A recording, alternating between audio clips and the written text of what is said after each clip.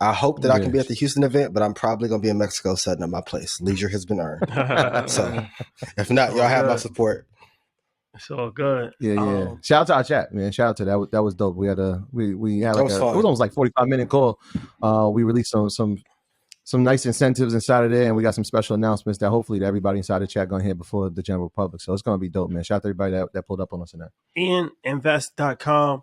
And yeah, we had a dope Zoom call. We're gonna be doing more of those. The first couple of weeks we was just trying to get the system in place, and then the holidays came, but kicking off the year in the right manner with that, more content, more Zoom call, more price action. So tap in with that, IanInvest.com for sure for the more victories. The only way. The only way. All right, let's get into this. So Tesla missed its Q4 estimates. Do we feel Tesla is in trouble this year, or will it make a recovery? So we just starting out this year. Markets closed holiday. But Tesla's one of those stocks. And of course, it's been well documented that Elon Musk lost the most amount of money in history. 200 billion? He lost 200 billion. And that was yeah. So he lost the most in history. It's the big one. Jesus. So you pulled the Sanford and Son. And obviously that was because the Tesla stock was down. That's why he lost so much money. So okay, a lot of people are interested in investing in Tesla. What's the deal? Good investment. You got to wait till 103.52. The easy gains of the last few years are gone. Now this is the market for those who are like extremely patient, and the patience leads to profitability. I need people to stop panicking when these kind of drops have happened, especially when we're calling them here. Resolution number 1. I don't want you guys to listen to anybody else about investing but us. Write that in chat. I read a comment on my social. Shout out to Chris who reposted it when I was like, hey, Tesla's going to fall. And somebody's like, I want whatever he's smoking. And the price got hit. I need you to look at marking off all of your levels for the year on the top 100 companies in the world. So if they get there in advance, you're good. Tesla's a good company. 40% growth, but they just missed on the delivery estimate. I think they'll be fine. I said the market won't recover until 2023, like May or June.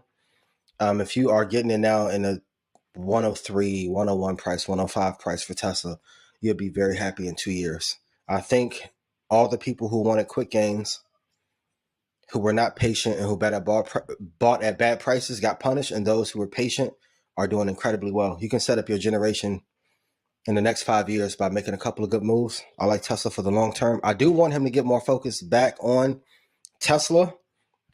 We'll talk about AI and ChatGPT, which he helped co-create and invested in, but they need to find a lot more ways to automate some of the infrastructure at Twitter.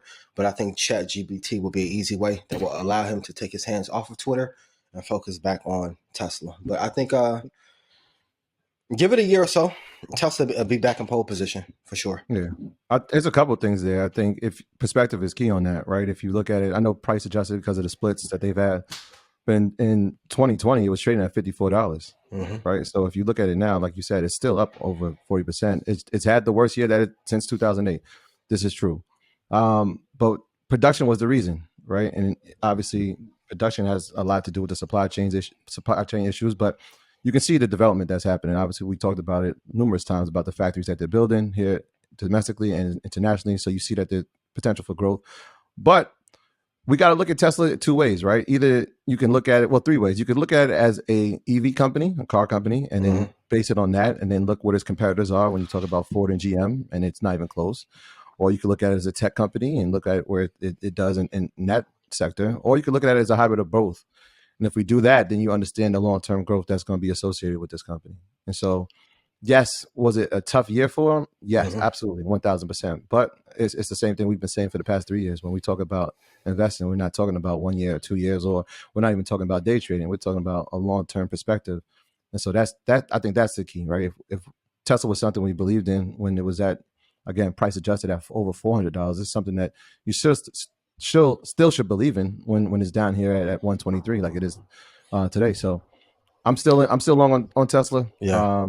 I don't think it's going anywhere. The lead that it has in the EV space, especially in the car market, is I mean, it's so gigantic, and the technology that they put out. I mean, you can look at even like a Mercedes who's doing EV now. It's just not the same. So they're well ahead in that space, and I think it's going to continue, especially when you see a lot of not even just states, like we saw New York and we saw California, but now countries are saying, look, we're going EV by 2030 or 2035.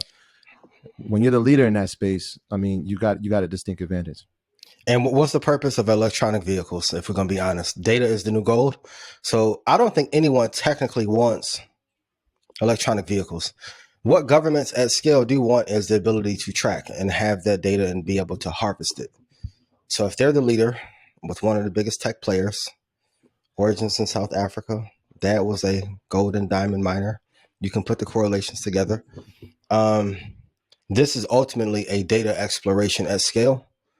And if they can get an international market share of 45%, that will be the new big tech wave. Because now we have to go away from software that's useless.